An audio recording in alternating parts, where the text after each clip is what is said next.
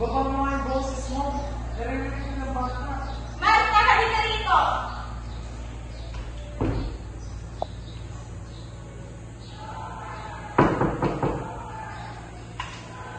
Mama? Papa? Ano nangyayari? Bitawan mo to! Bitawan mo to! Bitawan mo to! Marta, bilis! Kunin mo yan!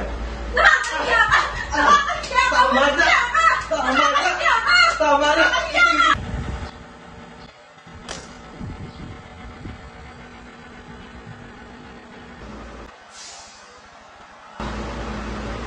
Ngayon ka nahihiya?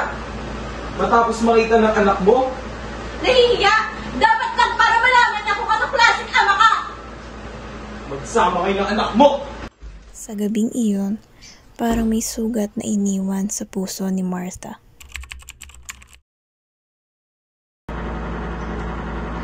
Iba siya. Mabait.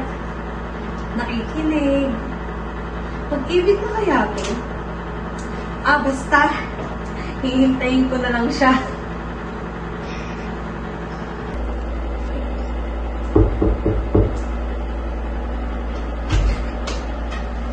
Martha! Martha, grabe! May sasabihin ako sa'yo. Ikakasal na siya sa iba.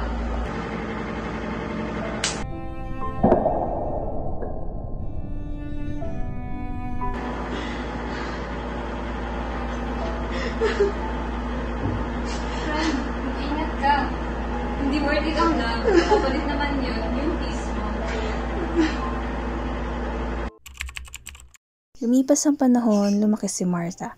Nag-aral siya ng nursing hanggang sa napamahal siya sa isang doktor.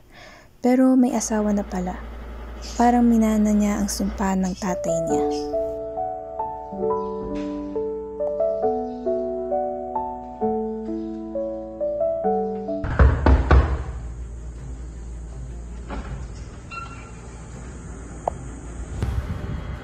Bumalik ka? Hindi naman talaga ako umalis. Hintay ko lang kayong dalawa. Pare, teka lang. Hindi ko intensyon. Hindi mo na kailangan magpaliwanag. Alam kong lahat ng ginawa mo, sinadya mo. Please, huwag mo naman gawin to. Wala na. Kailangan.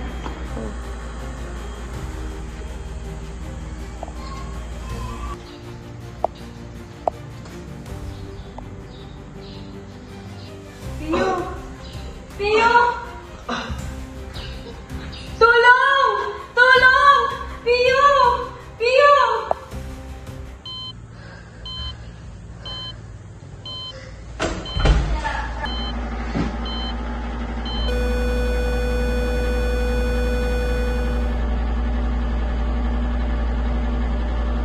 Time of death, 2:30. Panaginip ko to.